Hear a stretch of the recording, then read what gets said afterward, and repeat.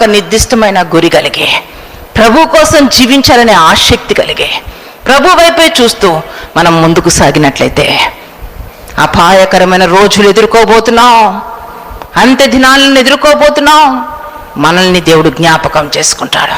ఎవరిని దేవుడు జ్ఞాపకం చేసుకుంటాడో, ఎవరు పరలోక వారసులుగా ఉంటారో, ఎవరు నిత్య జీవానికి అర్హులుగా జీవిస్తారో, ఈరోజు పరిశుద్ధాత్మ దేవుడు మనతో మాట్లాడుతున్నాడు.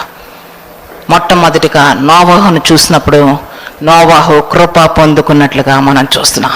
అంతమంది మనుషులు ఉన్నారు కదా, కృప వారికి లేదా? చాలామంది అంటారు దేవుని కృప అండి, దేవుని కృప అండి అని వ్యర్థంగా మాట్లాడుతూ ఉంటారు. ఎవరి మీద దేవుని కృప ఉంటుందో తెలుసా?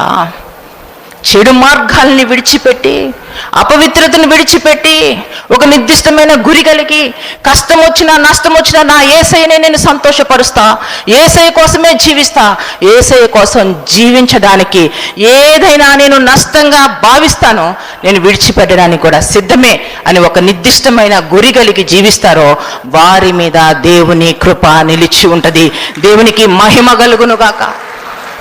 కానీ ఇష్టానుసారంగా అపవిత్రంగా జీవిస్తూ, అపవిత్రమైనటువంటి ప్రవర్తన కలిగి, దుష్క్రియలు చేస్తూ, మంచినీళ్ళు తాగినట్లుగా దుష్క్రియలను సేవిస్తూ, ఇష్టానుసారమైన జీవితాన్ని జీవిస్తున్న వారి మీద కృప ఉంటుందా? కృపను పోగొట్టుకుంటారు.